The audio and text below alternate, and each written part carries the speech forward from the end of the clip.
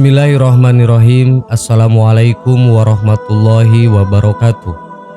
Sahabat yang beriman, kisah menarik ini dikutip dari kitab Ihya Ulumuddin karya Imam Ghazali pada pembahasan Khauf wa Roja juz 4 145 dan 146.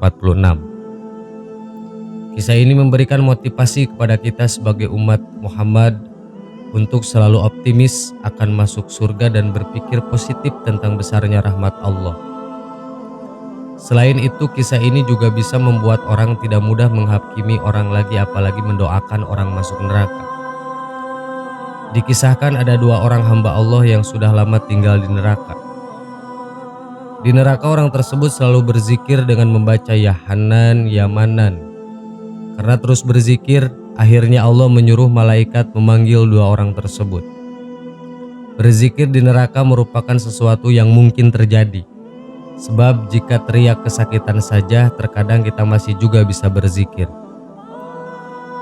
Singkat cerita, dua orang ini dibawa ke hadapan Allah dengan keadaan masih dikerangkeng. Allah bertanya, "Bagaimana neraka menurutmu?"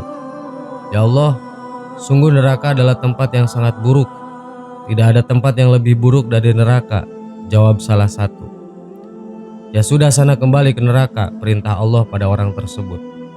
Sikap orang ini aneh sehingga Allah memanggilnya lagi. "Kok kamu semangat sekali kembali ke neraka?" "Saya sudah kapok ya Allah. Saya menyesal dulu saat di dunia saya lamban dalam melaksanakan perintahmu. Gara-gara itu saya masuk neraka. Saya tidak mau terulang yang kedua kalinya. Mumpung sekarang ada perintah darimu, saya tidak mau melewatkan kesempatan melaksanakan perintahku ini. Jadi saya bersemangat," jawab orang itu. Karena demi melaksanakan perintah Allah menuju ke neraka, padahal sangat menyakitkan baginya, Allah pun memberikan rahmat kepadanya. "Kalau begitu silahkan masuk surga," kata Allah. Akhirnya ia dimasukkan ke surga Allah Subhanahu wa Ta'ala. Allah kemudian bertanya kepada satu orang yang lainnya, "Bagaimana neraka menurutmu?" "Sungguh buruk sekali ya Allah." "Ya sudah, sana kembali ke neraka," perintah Allah. Tak seperti orang pertama, orang ini sangat lamban dan lelet disuruh ke neraka. Langkahnya tidak semangat. Allah kemudian bertanya, "Kenapa kamu lamban sekali?" "Saya tidak pernah menyangka kalau bakal disuruh kembali ke neraka. Saya husnudon, tadi Allah panggil saya ke sini untuk dimasukkan ke surga. Ternyata perkiraan saya salah dan saya dimasukkan ke neraka lagi," jawabnya. Dengan jawaban itu ternyata Allah memasukkan orang ini masuk surga. "Kamu husnudon padaku, tapi aku masih memasukkanmu ke neraka. Kalau begitu silahkan masuk surga." Akhirnya orang ini pun masuk surga. Sahabat yang beriman, kisah ini seharusnya membuat kita untuk tidak berpikir yang buruk tentang Allah. Apa yang kita pikirkan seringkali berbeda dengan apa yang diputuskan oleh Allah Subhanahu wa Ta'ala. Bahkan untuk urusan surga dan neraka, manusia sama sekali tidak bisa menerka-nerka kehendak Allah. Lalu mengapa kita terkadang merasa diri benar sambil menyalahkan bahkan menuding orang lain akan masuk neraka? Allah punya banyak alasan memasukkan orang masuk neraka dan masuk surga. Semoga bermanfaat. Wallahu a'lam. Assalamualaikum warahmatullahi wabarakatuh.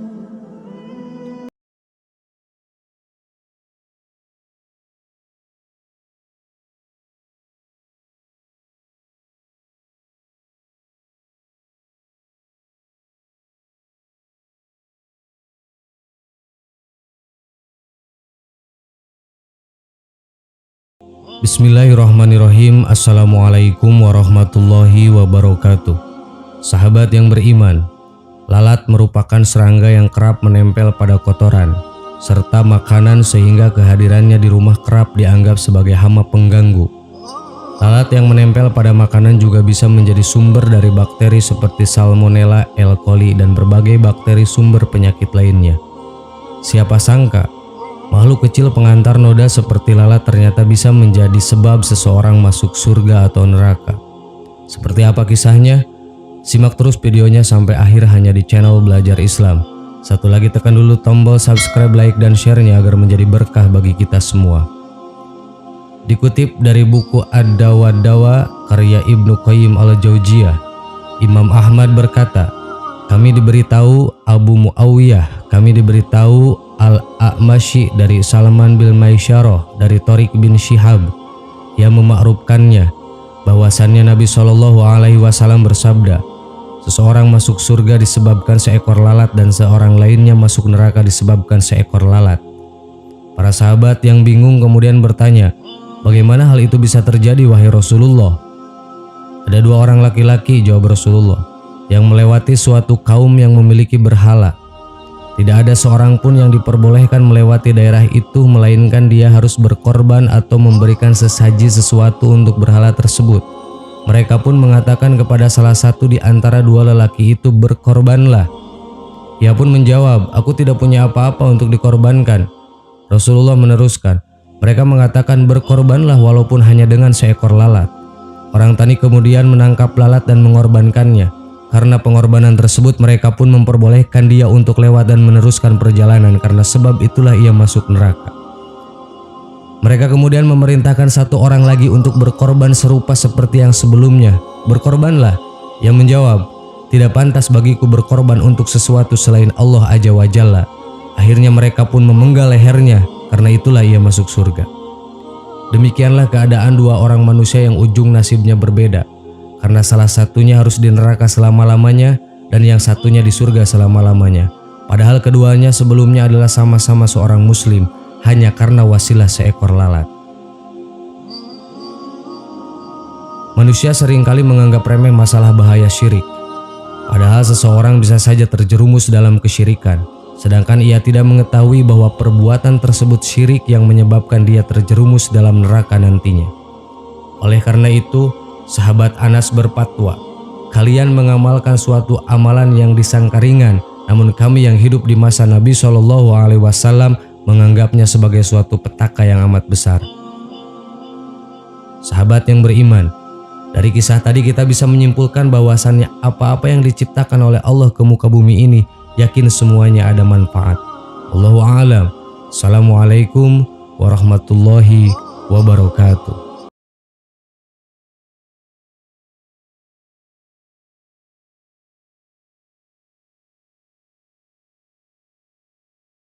Subhanallah walhamdulillah wa la ilaha illallah wallahu akbar. Subhanallah